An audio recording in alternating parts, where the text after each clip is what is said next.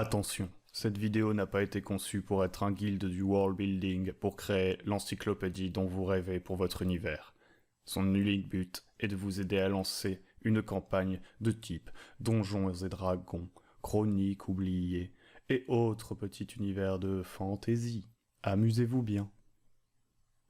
Bonjour à tous et à toutes et bienvenue sur le Bon MJ. C'est la rentrée et qui dit rentrée dit nouvelle campagne. Ça fait quand même très longtemps que j'ai pas joué, je vais pas vous le cacher. Et du coup là, à l'heure où je vous parle, on est le lendemain de la session 0 de ma prochaine campagne. Et en fait, dans cette vidéo, ce que je me suis dit, c'est que j'allais vous parler tout simplement de cette nouvelle campagne, des étapes que j'ai suivies du processus qui m'a amené jusqu'à la session 0 et qui va m'amener la semaine prochaine. Quand vous verrez cette vidéo, on sera la semaine de la partie. Mais donc, cette semaine, du coup, eh bien, on va faire la première partie de cette campagne. L'idée de cette vidéo, elle m'est venue parce que récemment, il y a une des vidéos masterclass de Julien Dutel sur la chaîne Roll & Play qui est sortie et qui parlait de, voilà, la création d'univers, etc. Et je me suis dit que ça pourrait être intéressant, voilà, de vous expliquer un peu le processus que j'ai suivi, processus qui est constamment mis à jour, puisque j'adore me renseigner sur comment font les autres, machin truc. Et donc, on va parler un peu de world building, mais pas seulement, on va parler de session 0, on va parler de choisir des jeux, etc. Donc c'est pas vraiment une vidéo tutoriel en mode c'est la structure que vous devriez suivre, mais c'est plutôt, voilà, je vous explique ce que j'ai fait, ça pourra peut-être vous inspirer. Avant que la vidéo commence, je vous invite à vous abonner, et si vous appréciez cette vidéo, à la fin, à liker, à la partager, etc. J'ai remarqué qu'il y a à peu près un tiers, presque la moitié, je suis plus sûr exactement des chiffres, je vous les afficherai, des gens qui regardent les vidéos qui en fait ne sont pas abonnés. Bon, peut-être que c'est juste que c'est des gens qui passent en coup de vent et qui n'apprécient pas le contenu, mais si vous regardez régulièrement, etc., et que vous n'êtes pas abonné, faites-le, ce serait super cool. Ça pourrait peut-être nous faire progresser beaucoup plus vite. Ce serait très sympathique de votre part. Donc maintenant c'est parti, on va voir dans l'ordre chronologique les phases par lesquelles je suis passé et mes joueurs sont passés pour préparer cette campagne. Donc la phase 1, c'est l'hésitation, tout simplement. J'ai déjà fait des vidéos là-dessus, mais étant donné que je lis énormément de jeux de rôle, j'en achète tout le temps pour les lire et tout, d'ailleurs je devrais peut-être arrêter. Et j'ai eu beaucoup de mal à choisir le jeu de rôle que je voulais faire. Pendant le mois d'août, dans mes vidéos, j'ai parlé de Coriolis, j'ai parlé de Symbaroum, je voulais vous parler de Forbidden Lands, mais c'est déjà plus d'actualité, donc je sais pas si je vais faire une vidéo. Si ça vous intéresse, dites-le moi, je peux faire une vidéo pour vous présenter ces jeux. Et finalement, en fait, je ne jouerai pas à ces jeux, en tout cas pas tout de suite, c'est pas au programme. Je pense que ce qui a fait vraiment que j'ai su m'arrêter sur un choix, c'est tout simplement d'avoir une date butoir. C'est-à-dire que tant que j'avais pas de date butoir, j'étais tout le temps dans à quoi je vais jouer, à quoi je vais jouer, à quoi je vais jouer. Et en fait, la question à quoi je vais jouer, elle a des réponses très variable en fonction du temps qui passe et surtout du fait de ne pas jouer justement. Donc à partir du moment où j'avais une date, quelques jours avant, ben je me suis dit ok, à l'instant T, à quoi t'as le plus envie de jouer, et j'ai choisi ça. J'ai tout simplement décidé de refaire une campagne de Medieval Fantasy, d'Heroic Fantasy. J'ai envie de faire un truc épique. Du coup je me suis arrêté sur ce genre. Je veux un style épique avec des histoires centrées sur les personnages. Pendant un moment, je voulais faire du bac à sable. Finalement, ce sera pas du bac à sable. Ce qui m'a poussé à faire ce choix, c'est notamment une envie d'utiliser mes figurines, de pouvoir faire des plans de donjons, ce genre de trucs, d'essayer un peu de préparer, voilà, des combats un peu particuliers en fonction des capacités des personnages, tout ça. J'avais envie de faire ça. J'avais envie d'utiliser du matériel, comme je vous disais, des figurines, des jeux de cartes, ce genre de trucs que j'ai commandé en fait et que je vais bientôt recevoir. C'était des Kickstarter qui dataient d'il y a un moment. Je me suis dit, bah si par exemple je fais du Coriolis, qui est de la SF et tout, les figurines que j'ai commandées, le jeu de tarot avec les classes et tout que j'ai commandé seront obsolètes, et j'avais vraiment envie, voilà, d'utiliser ces petits trucs cool qui ajoutent à l'ambiance, qui ajoutent un aspect ludique, etc. Du coup, Heroic Fantasy, les choix sur lesquels je pouvais me porter en termes de règles, bah il y a Pathfinder que j'ai, mais que j'ai tout de suite retiré parce que c'est pas mon style, c'est trop crunchy, enfin, en tout cas pour moi. Alors peut-être que certains de mes joueurs auraient été plus à même de jouer à ce genre de jeu, mais je sais qu'il y en a qui s'intéressent un peu moins aux règles et tout, donc il fallait que je trouve un compromis. Donc ce que j'ai fait, c'est que j'ai décidé que ce serait soit du Héros Dragon ou Donjons et Dragons, ou soit du Chroniques oubliées. J'ai gardé ces deux options en tête au moment où j'ai commencé à créer mon univers. Globalement, ces deux jeux émulent le même genre d'histoire, hein, c'est le même genre de personnage, le même genre de pouvoir. Peut-être que la courbe de progression des personnages en termes de puissance, etc., va varier d'un jeu à l'autre. Peut-être que la complexité va changer d'un jeu à l'autre en termes de règles, la quantité d'options, mais au final, c'est quand même le même genre qui est émulé à mon avis. Vous me direz ce que vous en pensez. J'ai gardé ces 2 options en tête et j'ai commencé à créer mon univers en partant du principe que ce serait un de ces 2 systèmes et que je proposerais ces 2 systèmes à mes joueurs pendant la session 0 pour qu'ils choisissent vraiment s'ils préfèrent un truc un peu plus compliqué ou non. Phase 2, du coup, création de l'univers. Alors, pour la création de l'univers, la première chose que j'ai faite, et d'ailleurs, Julien Dutel en parle dans sa vidéo justement, c'est tout simplement que je dois faire une sorte de cahier des charges, c'est-à-dire je dois me dire ok, qu'est-ce que je veux produire comme jeu dans cet univers, qu'est-ce que j'aimerais bien y voir apparaître. J'ai commencé à essayer de lister les concepts. Déjà je voulais que dans mon univers tout soit possible globalement, qu'au moment où on allait sortir les livres de règles et créer des personnages, je limite le moins possible les options des joueurs. Comme il y a beaucoup plus d'options en termes de personnages, de races, etc., dans Chroniques oubliées que dans les livres Donjons et Dragons que j'ai. Évidemment, Donjons et Dragons, il y a tellement de suppléments qu'il y a peut-être plus d'options que dans Chroniques oubliées, j'en sais rien, je me suis pas amusé à compter. En tout cas, avec le matériel que j'avais à ma disposition, Chroniques oubliées, il offre une beaucoup plus grande variété de personnages. Du coup, quand j'ai commencé à créer mon univers, je suis parti plutôt en mode, il faut que ce soit les possibilités de Chroniques oubliées qui soient incluses dans cet univers. Ensuite, je me suis dit que je cherchais pas forcément à faire un univers très très original. Je voulais pas forcément un univers très très très solidement mis en place. En fait, je voulais partir avec un univers où on a des concepts et tout, où on a déjà des petites factions mises en place pour les présenter aux joueurs, etc. Et pas un truc où genre il y a une chronologie énorme, où j'ai trop réfléchi à comment fonctionnent les sociétés, les machins et tout. Parce que ça, c'est un piège dans lequel je tombe souvent et finalement, je suis pas forcément ultra satisfait du résultat que ça donne. Surtout que mon but, c'est de jouer, c'est pas de publier. Et donc, je me suis dit, je vais pas essayer de faire le truc le plus original, ni le plus cohérent possible. Ce qui fait que j'ai mis différents types de cultures très très proches en termes de territoire pour qu'elles puissent interagir entre elles, ce qui est pas forcément ultra logique, mais bon, voilà, c'était mon parti pris. Je voulais que ce soit un peu World of Warcraft, quoi. Notamment parce que dans Chroniques oubliées, il y a des classes comme le samouraï, etc., les pouvoirs du ki et tout, qui sont assez exotiques, et je voulais qu'elles puissent croiser de la magie des arcanes, la magie divine. Je voulais qu'il y ait pas mal de races disponibles qui puissent se croiser, donc j'ai décidé de faire un univers assez cosmopolite. Ensuite, j'ai commencé à créer mon univers une fois que j'avais un peu ce cahier des charges. Et donc je vous avais déjà parlé un peu de l'idée de partir de petit pour aller vers le plus grand, c'est-à-dire commencer par créer une localité et ensuite construire au fur et à mesure, au fil de la campagne, ce qui se passe autour. Et après, il y a l'autre approche, c'est un peu du plus grand au plus petit. C'est plutôt, vous allez partir des dieux, des races, des conflits cosmiques, puis créer votre monde, puis commencer à mettre des plaques continentales, etc. Partir en mode hyper réaliste et tout, en essayant de faire une chaîne de cause à effet réaliste, entre guillemets, qui génère un univers. Ces 2 approches ont leur force, hein. Partir du plus petit au plus grand, ça permet de jouer plus vite, quoi, de pas se poser des questions qui n'ont pas nécessairement besoin de réponse dès le départ. Mais par contre, ça fait que ensuite vous devez rajouter ces éléments au fur et à mesure et que la cohérence est plus difficile à garder, il faut faire attention. Alors que partir du plus grand au plus petit, ça s'adapte un peu moins à jouer rapidement, forcément, vu que vous avez essayé de créer énormément de choses. Mais ça s'adapte bien à un travail, entre guillemets, encyclopédique. Notamment, par exemple, si vous vouliez publier un bouquin de 200 pages qui présente un univers, peut-être que voir la big picture, voir... je trouve pas mes mots, mais vous m'avez compris. Ça va vous permettre de faire un truc très cohérent pour que les gens qui lisent votre livre se disent pas ça c'est pas cohérent, c'est un peu dommage, le travail de world building n'est pas très bien fait. En fait, je fais une combinaison des deux. C'est-à-dire que je voulais pas partir sur une création d'univers collaborative réellement. Et du coup, ce que j'ai fait, c'est que j'ai vu la big picture, c'est-à-dire que j'ai créé un continent, je vous montrerai la carte après. J'ai créé le territoire explorable. J'ai réfléchi à ce qu'il y avait en dehors de ce continent. Si jamais mes joueurs sortent de la carte, mais c'est pas le but, je vais essayer de créer des scénarios qui se concentrent globalement sur cette zone. Et voilà, j'ai réfléchi très large. Ensuite, j'ai pas réfléchi à où on allait commencer, etc. Je suis passé à la session 0 dont je vous parlerai après. Et c'est là que mes joueurs ont commencé à créer leurs personnages et on a essayé de réfléchir à comment ils pourraient être ensemble, qu'est-ce qui pourrait les pousser à voyager, etc. Et à essayer de les rassembler et à leur demander où ils allaient démarrer. Ce sera qu'à partir de ce moment-là où je vais commencer à faire du world building du plus petit au plus grand, ce qui me donne une sorte de schéma où on a un grand cercle, c'est notre univers, et un schéma où on a un petit cercle, c'est l'univers des personnages, là où ils sont actuellement. Et le but, c'est qu'au fur et à mesure de la campagne, entre chaque partie, j'élargisse le petit cercle, et je remplisse également les zones autour du petit cercle pour que ces choses se croisent. Donc il y a encore beaucoup d'espace pour créer au fur et à mesure. Donc ce que j'ai commencé par faire, moi c'est souvent comme ça que je commence, c'est que j'ai fait une carte. Parce que moi j'aime bien avoir un support visuel pour réfléchir. Donc ce que je fais, c'est que je mets de la musique inspirante, type Two Step From Hell. Voilà, je mets toujours la même playlist en plus, je commence à la connaître par cœur. J'ouvre Incarnate, où je prends des feuilles et je commence à dessiner et tout. Donc je fais ma carte.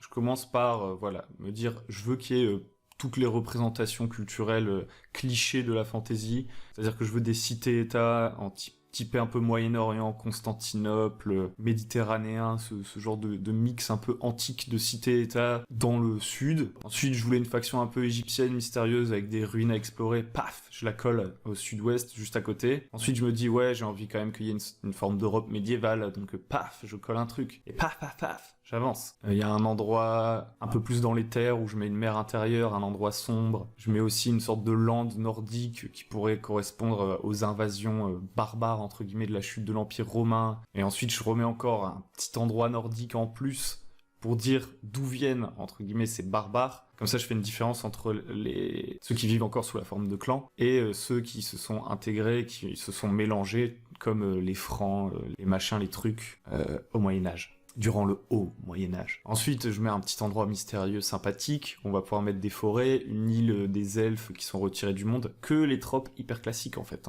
Oh, c'est pas très original quand même. Non, c'est vrai. Et j'ajoute une petite île, tout simplement un peu japanisante, qui a une culture complètement différente, qui était isolée pendant longtemps par la mer, parce que voilà, la mer est tourmentée et tout pour des raisons surnaturelles. Je vais pas vous faire tout mon univers, hein. Mais voilà, l'idée c'est que des samouraïs puissent se retrouver avec des mamelouks et des vikings d'une façon ou d'une autre, même s'ils sont séparés par des milliers de kilomètres carrés, ils ont une histoire commune. Donc voilà, c'est un gros melting pot, c'est vraiment l'univers, le gros univers Donjons et Dragons où tout est possible, quoi. Une fois que j'ai ma carte, je commence à réfléchir à, voilà, comment je veux que ma magie fonctionne en gros. Je commence pas à faire un traité sur la magie, parce que sinon ça prend des plombes, et je pourrais éventuellement le faire évoluer un peu plus tard. Je pars du principe que les gens ont des théories différentes, etc. pour la majorité, mais que ceux qui l'étudient savent quelques petits trucs. Et pour ça, je me suis inspiré de Alarian, donc c'est le setting qui est proposé dans Héros et Dragons, dans le guide du maître du jeu d'Héros et Dragons, en gros. Et je me dis, ok, on a un plan physique, parce que oui, j'avais oublié, mais il y a des plans, voilà, il y a les enfers, les machins, je leur donne des autres noms, je leur donne une autre saveur. Et globalement, il faut que je retrouve cette sorte de truc avec des plans, quoi, de Donjons et Dragons, parce que j'ai envie que ce soit, en fait, j'ai envie que mon univers puisse supporter d'autres systèmes de jeu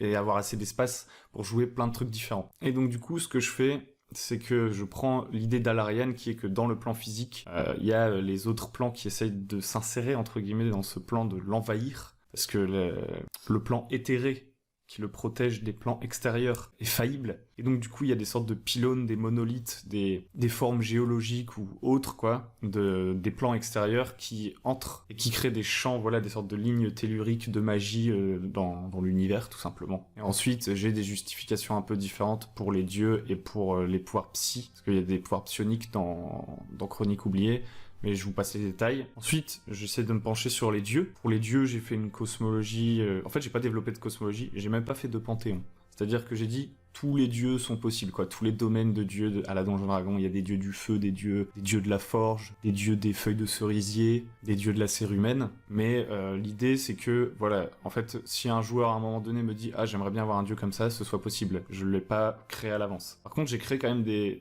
lignes directrices. C'est-à-dire que j'ai créé un système au-dessus des dieux. Parce que je suis parti du principe que les dieux ne sont pas la force la plus puissante de l'univers. On a peut-être d'autres cachés qui n'interviendront certainement pas dans la campagne. Que globalement, les dieux ne sont pas forcément conscients, enfin, comment dire, n'ont pas conscientisé le fait qu'ils sont les êtres les plus forts, et du coup ils suivent eux-mêmes des principes qui sont au-dessus d'eux. Et donc du coup j'ai créé ce que j'ai appelé les vérités, qui sont basées un peu sur les astres qu'on peut voir dans le ciel, quand on regarde les étoiles, un peu en mode signe du zodiaque et tout.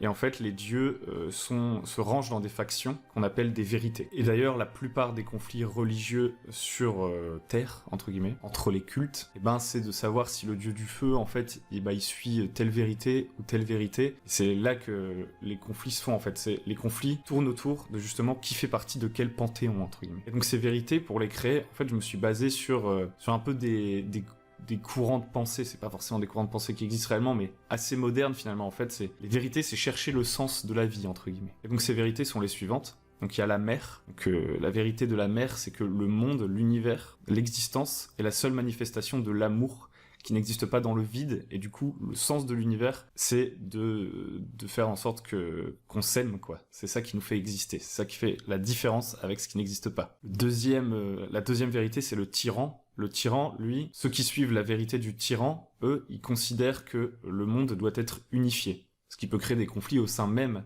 des partisans de cette vérité. Parce que qui va unifier le monde ? Telle est la question. Et donc du coup, le tyran, c'est un peu la conquête, c'est un peu l'envie de dominer pour créer un ordre, finalement, qui n'existe pas, afin que l'univers soit assez fort pour résister à ses ennemis extérieurs qui viennent du vide. Ensuite, vous avez la vérité du juge. Le juge, c'est celui qui pense que l'univers est régulé par des règles, que l'univers est un système, que chaque chose a une place. Ensuite, on a la vérité de l'œil.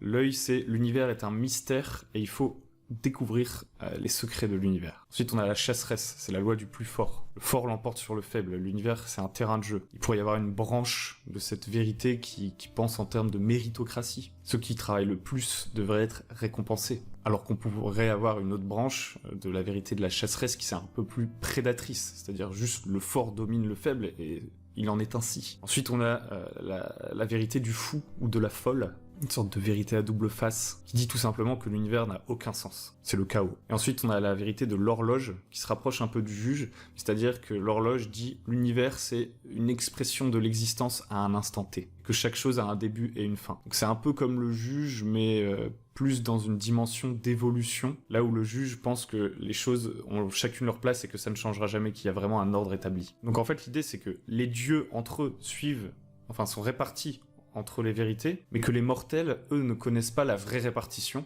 et surtout débattent en permanence de est-ce que ce dieu suit la vérité de machin et tout.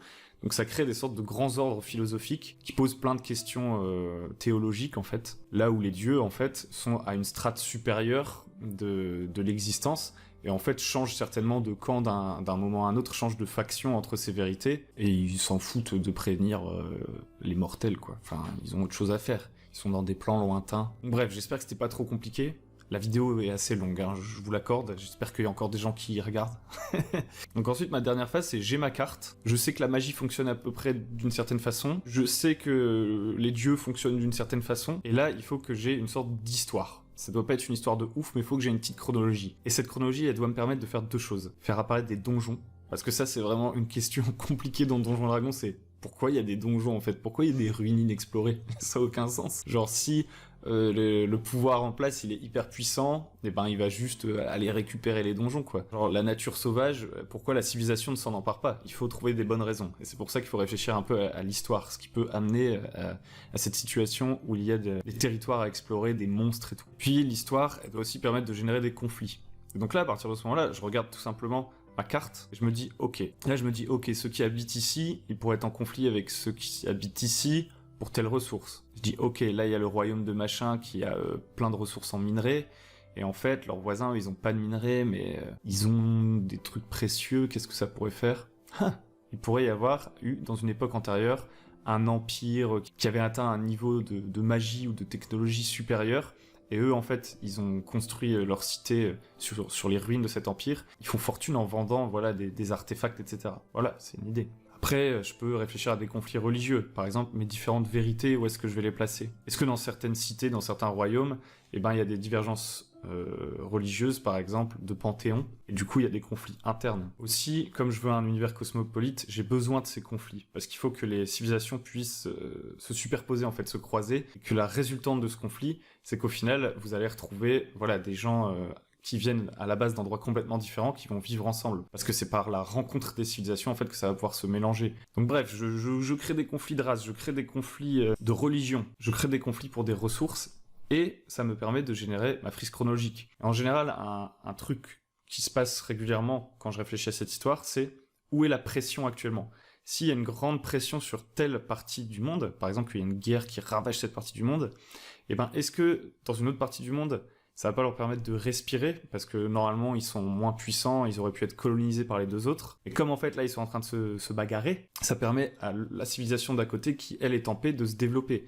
Et à partir de ce moment-là, est-ce qu'elle va pas se dire « Ok, les deux autres se sont affaiblis, donc je vais les attaquer ». Donc réfléchir un peu en termes d'opportunités comme ça en fonction des guerres, etc. Et c'est comme ça qu'au fur et à mesure, je génère ma chronologie. J'espère que vous me suivez toujours. Et donc, on arrive sur notre phase 3. La phase 3, c'est la session 0. Donc, la session 0, c'est le moment où je dis « Ok, j'arrête de préparer des trucs, je dis à mes joueurs de venir, et maintenant, c'est eux qui vont ajouter des trucs. » Alors, la première étape de ma session 0, elle était assez particulière, c'est-à-dire que j'ai créé la charte des beaux gosses. Ouais. En fait, la charte des beaux gosses, c'était un contrat social écrit, ce que je fais jamais en général. En fait, pendant la session 0, on discute un petit peu, on essaie de, chacun donner ses attentes, qu'est-ce qu'on attend de la partie et tout. Là, je me suis dit, tiens, pour changer, je vais faire une charte écrite. J'ai fait ça notamment pour 2 raisons, parce que ça faisait très longtemps qu'on n'avait pas joué, et aussi que c'est pas exactement les mêmes joueurs que dans ma campagne précédente. Donc voilà, je me suis dit, pourquoi ne pas écrire le contrat social, finalement? Jouer les petits juristes. Donc du coup, je vous lis le contrat social. Article 1. Quand je viens à la table pour jouer, j'ai décidé de m'amuser. Ainsi, je peux me concentrer sur le fait que les autres s'amusent aussi. Article 2. Je signe pour un jeu coopératif. Cela signifie que je suis ouvert à la critique et que je cherche avec les autres des solutions pour améliorer l'expérience de tout le monde après chaque partie. Article 3. Si je compte jouer régulièrement, je m'investis pour l'organisation, je m'intéresse à ce qui se passe autour de la table et je m'applique à comprendre les règles. Article 4. Tout conflit doit être désamorcé en parlant ouvertement et respectueusement. Article 5. Je m'applique à ne pas être en retard afin de garantir qu'une séance de 3-4 heures de jeu puisse finir à une heure correcte, notamment si on joue en semaine. Article 6. Le MJ s'engage à ne pas changer de campagne à chaque pleine lune. Ça, c'est un article qui m'est particulièrement destiné. Et c'est moi qui l'ai ajouté, hein. C'était conscient. Article 7. Chaque participant veille à ce que le temps de parole soit équitablement réparti. Voilà. Si ça vous inspire, si ça vous fait réfléchir, dites-le en commentaire. Après, j'ai proposé, genre l'article 7, il n'était pas sur la charte de départ, mais j'ai dit à mes joueurs, voilà, avant qu'on signe, chacun devrait pouvoir mettre un petit truc dans la charte. Donc bref, on a fait cette sorte de charte, c'était marrant, ça a permis de discuter de conflits qu'on avait déjà pu avoir pendant des parties, de parler un peu de notre manière de jouer finalement. Ensuite, on est entré tout simplement dans la création de personnages. Je n'ai pas présenté l'univers aux joueurs avant de créer les personnages. Je leur ai dit le genre qu'on allait émuler. Je leur ai dit, ouais, on est dans un univers d'heroic fantasy, typé World of Warcraft où tout est possible, où toutes les cultures existent, où il y a de la magie de toutes sortes et tout. Et là, je leur ai demandé du coup de choisir le système. Ils ont choisi Chronique oubliée. Parce que voilà, on n'y avait jamais joué. Et c'était un truc un peu plus simple, hein, tout simplement. Et du coup, à partir du moment où on a décidé, avec la charte, que tout le monde allait faire attention à bien comprendre les règles, et ben on est parti du principe qu'il valait mieux prendre les règles qui sont un peu plus simples. À savoir que Donjons et Dragons, finalement, c'est pas méga compliqué.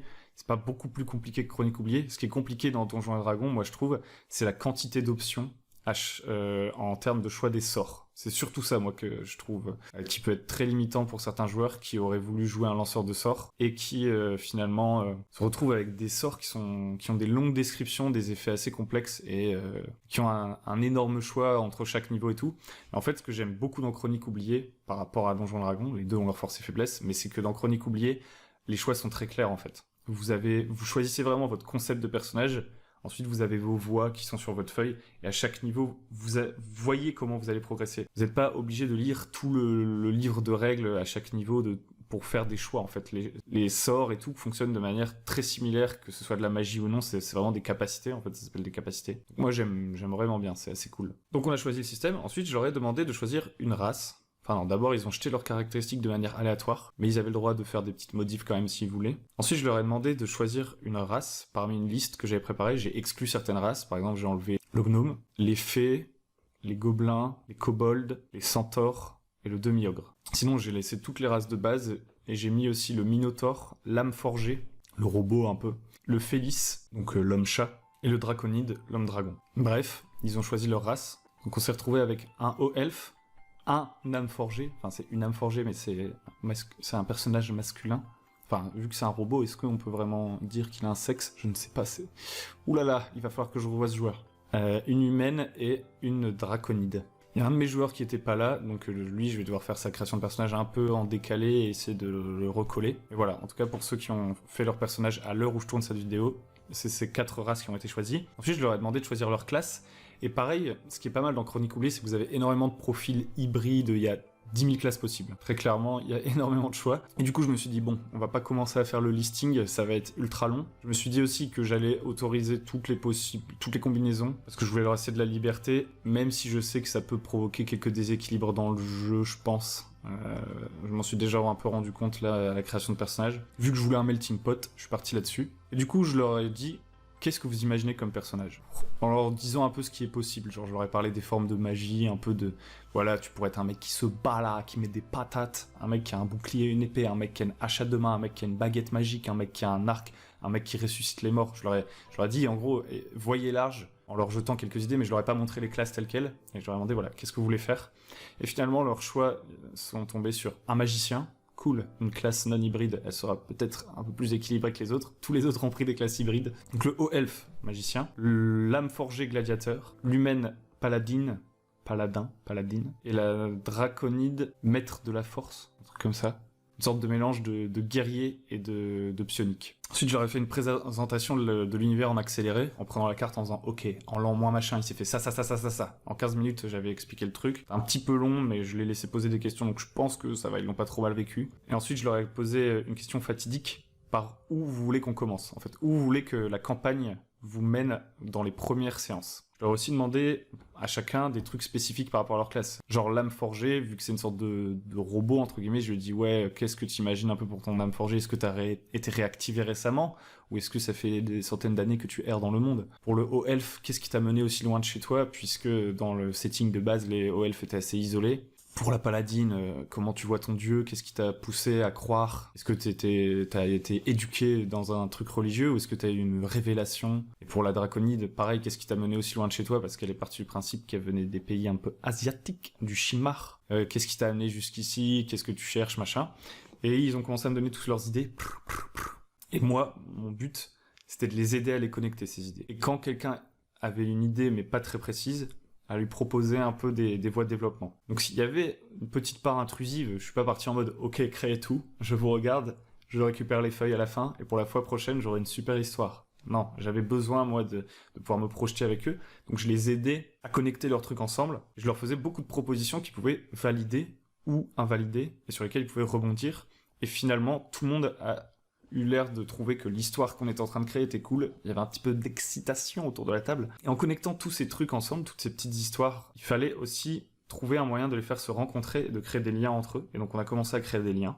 Par exemple, on a dit que l'âme forgée, il a sûrement pas encore toutes ses capacités révélées, ce qui a été réveillé dans un temple perdu, mais il y a sûrement des modules un peu de son truc de robot, quoi, qui sont pas activés. Et le magicien, eh ben, il l'aide en expérimentant sur lui dans son laboratoire à débloquer des nouvelles capacités. On a aussi dit que la paladine serait relativement jeune et qu'en fait, elle aurait rencontré la draconide lorsqu'elle était enfant, et que la draconide, qui avait perdu son œuf, l'a prise sous son aile en se disant c'est ma fille entre guillemets de remplacement, quoi, parce que ma fille de remplacement parce que j'ai perdu mon œuf. Donc on commence à créer un peu des liens sentimentaux, etc., entre les personnages, et ça nous génère notre rencontre, ça nous génère notre scénario 1, parce qu'en fait on a réfléchi au scénario 1. Qu'est-ce qui va se passer dans le scénario 1? En gros, les joueurs le savent plus ou moins déjà, mais ils vont le jouer. Et ce sera le premier scénario, un peu comme un flashback où ils peuvent pas mourir et tout, c'est le premier scénario. Donc tous ensemble, on a réfléchi, on a construit le scénario 1, et on a commencé à mettre les prémices du scénario 2.